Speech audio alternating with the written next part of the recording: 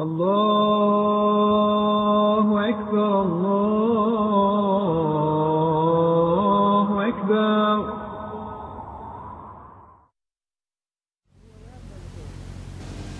I was born in India, in a village, on the 1st of July, 1918. In August 1927, I reached Durban, South Africa.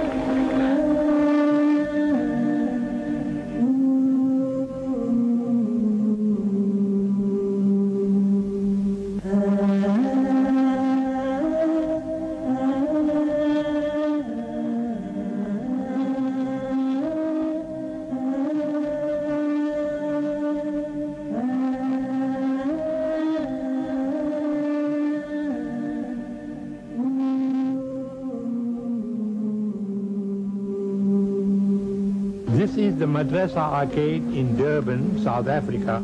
The curious narrow alleyways of the Madrasa Arcade are familiar to Yaqub Mehtar.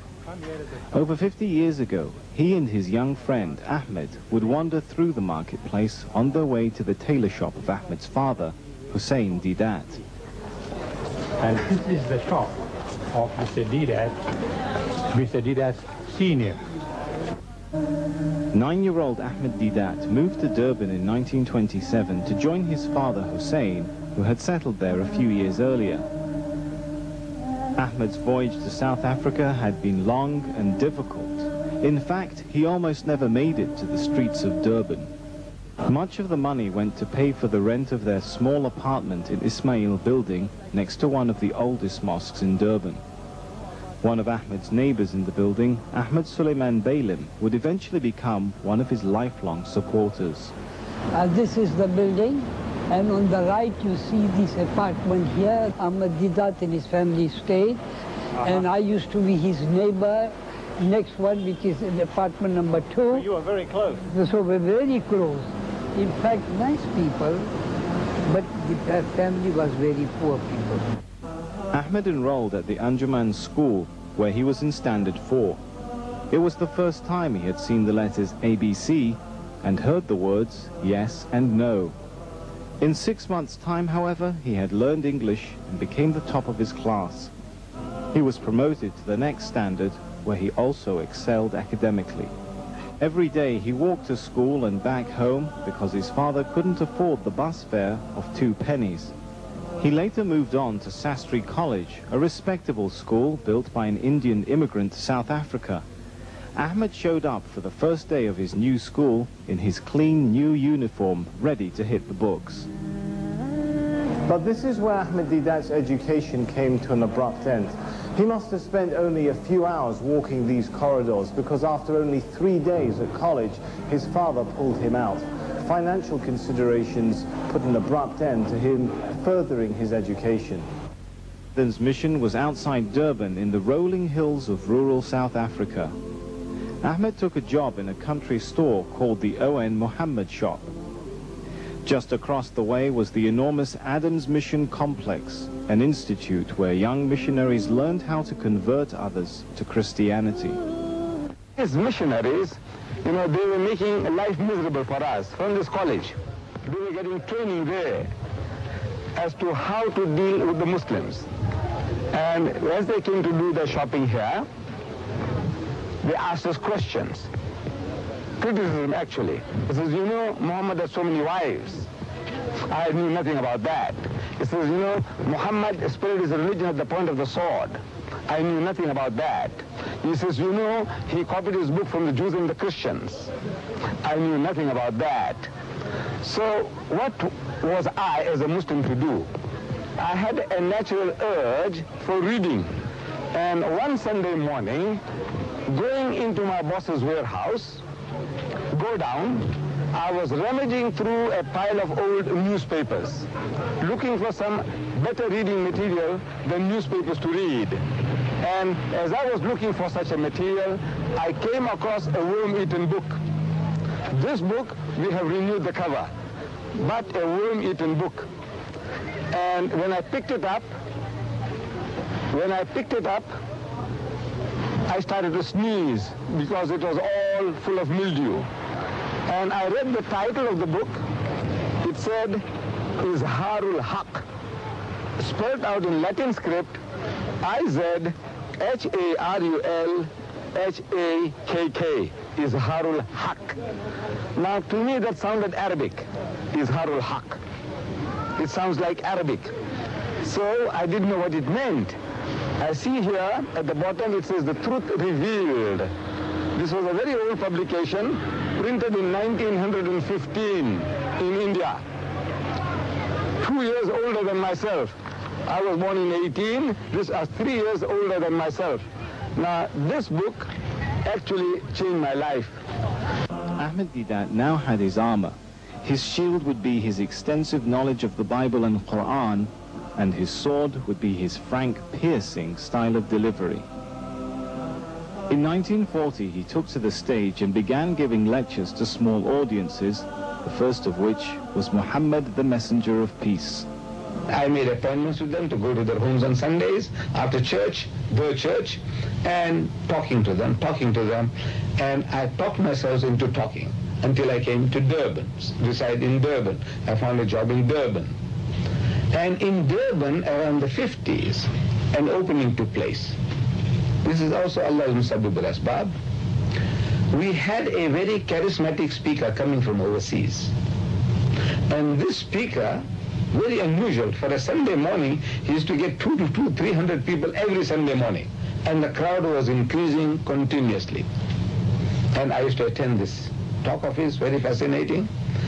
At the end of the talk, question and answers, and when everything was over, after a few months, a revert to Islam, an Englishman who had become Muslim, by the name of Mr. Fairfax.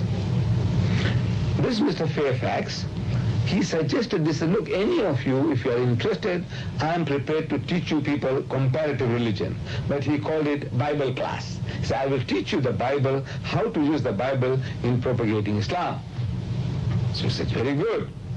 So out of this 200 to 300 audience every Sunday morning that this other gentleman drew, about 15 to 20 opted to remain for a second injection. And this Mr. Fairfax began teaching us that, look, in the book of Daniel, there are certain prophecies and how to use those prophecies. In the book of Deuteronomy, in the Bible, there are certain prophecies regarding the coming of our Nabi Kareem Sallallahu Alaihi Wasallam and how we can exploit them, how we can expound them. So this thing carried on for a few weeks or a couple of months, and then Mr. Fairfax was absent. And I could see the disappointment on the faces of these young people. We were all young then, 15 to 20 of us. We're looking at each other's faces, disappointed, and we break up. The following Sunday again, we look at each other's faces. Where is Mr. Fairfax? No news. And we break up. The third Sunday, I suggested to them, to those people who were enthusiastic about having a second inning, I said, look, if you like, I can carry on where Mr. Fairfax left off, because I had the knowledge that I was sitting in to give this person my moral support. Myself and my secretary, who has just passed away, Mr. G.H. Yahkى. Now, we were both knowledgeable as far as the Bible was concerned, but we would give them our moral support, so we would sit there and with the rest. Now I said, look, if you like, I will carry on from where Mr. Fairfax left off, and if you get bored, tired, fed up, just yawn, and there will be notice enough for me to stop. And for 3 years, I continued talking to them, and I discovered now that that was my best way of learning, because there is no better way to learn than to teach. As our Nabi Kareem Sallallahu Alaihi Wasallam, he said, "Ballighu anni walau ayah." Deliver the message regarding me, even if it is one verse. That's a secret. If you have one verse, and if you share, and you share, and you share, then Allah fills you up with more. I didn't know that then, but I can now realize what was happening. Teaching them. Then I had some visitors to come along. There were some visitors coming from Johannesburg, and they stayed in for my class. And they felt that they can exploit my talents. So they said, look, we are having a birthday celebration of the Holy Prophet Muhammad sallallahu alaihi wasallam in the City Hall of Johannesburg, and we would like you to come and speak to us. So I said, I'm a working class man, I can't afford these trips, but if you give me an air ticket, I will come. So they gave me an return air ticket, and for the first time in my life, I traveled by air to reach Johannesburg and deliver the lecture. Now that gave me an idea. But if I can lecture in the City Hall of Johannesburg, what is wrong with the City Hall of Durban? So we organized a lecture here in the City Hall of Durban. And it was in 1958, December 1958. As a result of that, two Caucasians, white people, Europeans, they started visiting our offices in Madrasa Arcade.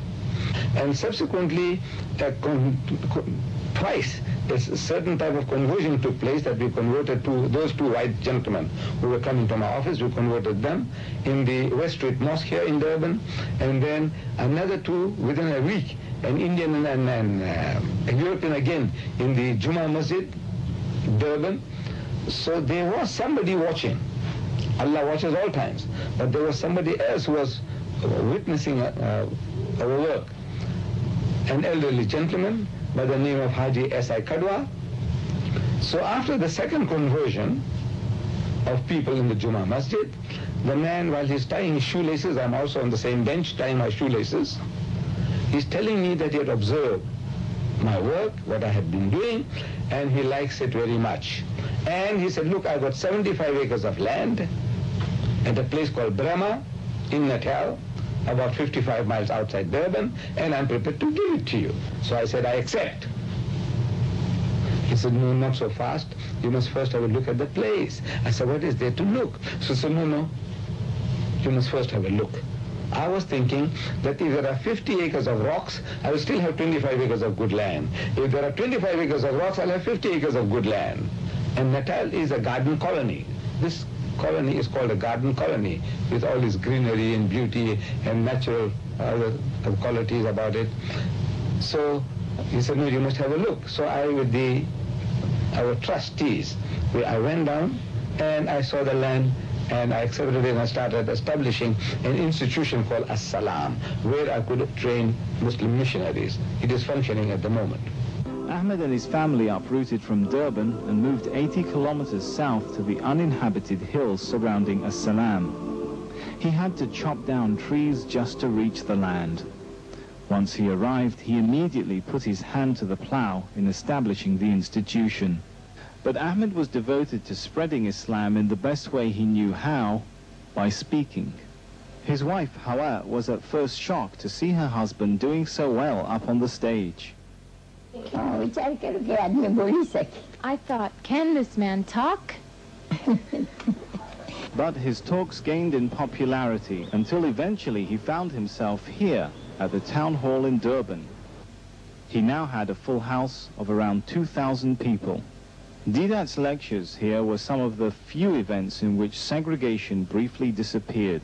His message was that there were many contradictions in the Christian Bible and doctrine, and that Muhammad was indeed a noble messenger sent by God. Ahmed's preaching began to take over his life. He moved to apartment number 45, Hussein Building, where he put in countless hours of planning as well as budgeting. We had been doing a certain type of work in that we were using the Juma Masjid Durban for attracting visitors.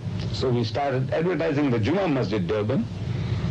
In the Durban Corporation brochure, they give out to visitors, tourists, we saying that visit the largest mosque in the southern hemisphere. For a free guided tour, phone 27054. That was a very old number. And people used to phone and they used to come. Because generally to the tourist, they didn't know the difference between a mosque and a temple. To them now, these are synonymous terms. So they came and we explained to them what goes on. We gave them free literature, and this was one of our major works that we were doing, giving out literature and explaining Islam. If I were to tell you, you said, look, what is the name of the God that you worship? And if I said Muhammad, for example, if I said Muhammad, immediately you think of a camel driver born in Mecca, some 600 years after Jesus, right? And if you know his history, so yes, his father's name was Abdullah, his mother's name was Amina, and he was born in Makkah, he died in Medina, he's buried there. So you have a mental picture. So as soon as you have a mental picture, it's rejected in Islam. You can't have any name which creates a mental picture. We Muslims, we say that call God Almighty by any name. Call him by any name, as long as that name is not contaminated. And holding lecture meetings throughout the country on different topics where we can enthuse the Muslim with regards to propagation. So strengthen them against the Christian missionary activity and put them in a position that they can talk back and explain Islam. Meanwhile, his popularity was growing nationwide. He was invited to Cape Town, where he received an overwhelming response. In Cape Town, he lectured in huge lecture halls, including the Good Hope Center and City Hall. To them, Ahmad Deedat was a knight in shining armor who had come to liberate them from the pressures of hardline missionaries and the idea that Islam was not a credible religion. Along with his momentum came the demand for a professional organization which could manage the size of planning and the money he needed to continue. And so in 1957, Ahmad Deedat, alongside two of his closest friends, founded the Islamic Propagation Center in Durban. The organization's first base was a tiny one-room office in the Madrasa Arcade. The three founders started recruiting staff, one of whom was a secretary by the name of Muhammad Khan. So he said, join me. Join us, Mr. Yahkى and Mr. Deedat said, they wanted to typist. I'm a typist. After London, he was swept up in a whirlwind of tours. We started with advertising the Quran in our local Sunday newspapers, one called the Sunday Tribune.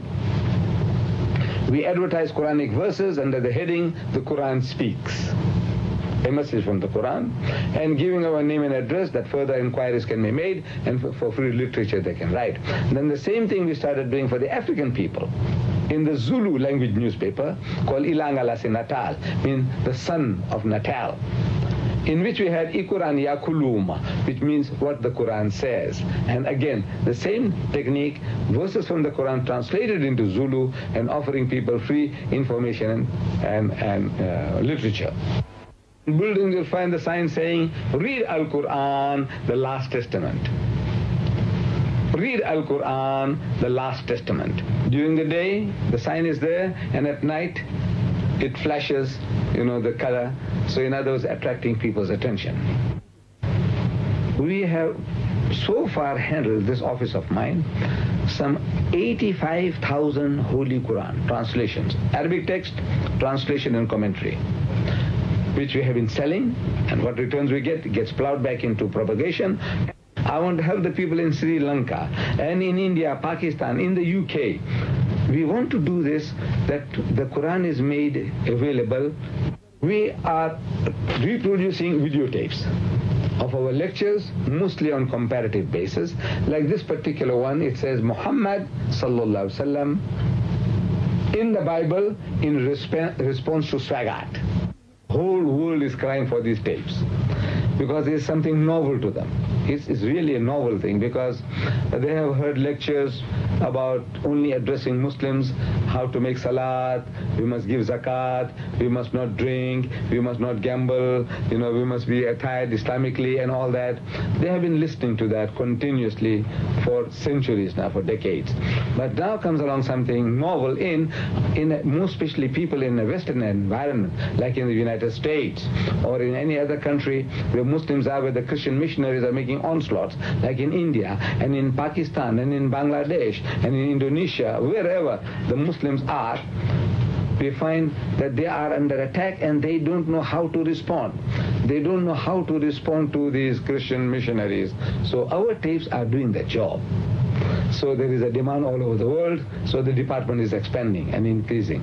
So we have now exploited the machines, these electronic wizards, by creating what we call Islamic telecoms. We have two in Durban at the present moment. One in our own building here, two of our shops, we took them over, shops in the building, and we changed them into Islamic telecoms. What happens there is that in the window, we have a monitor that at least 16 hours a day, our programs are being played, passers-by are being attracted. Then inside, we have seating accommodation that the people can come and sit inside, watch the monitor inside in comfort. We have now started training da'is, people who can go and propagate Islam. Because the Muslims all over the world, where I go and lecture, they seem to have taken a liking to my approach. Because something that was lacking in, that the Muslim didn't know how to approach the non-Muslim, the Jews, the Christians, the Hindus, and I'm showing them how it can be done. To me, it's just a very natural thing to do, which Allah Bari Ta'ala gives us the secret in the Holy Quran when He says, "Qul," tell them, "Ya Ahl al-Kitab, O people of the book, O Jews and Christians, ta'alaw, come. Ila kalimatin sawa'in baynana wa baynakum," that we come to common terms as between us and you. Let us get onto a common platform, some understanding us about basics. And then Allah Bari Ta'ala tells us what to talk about. But now we have not been doing that because we don't know how. Allah is telling you on a common platform, talk about this. Allah na'budu illallah wa la nushrika bihi shay'an wa la yattakhidha ba'duna ba'dan arbaba min dunillah.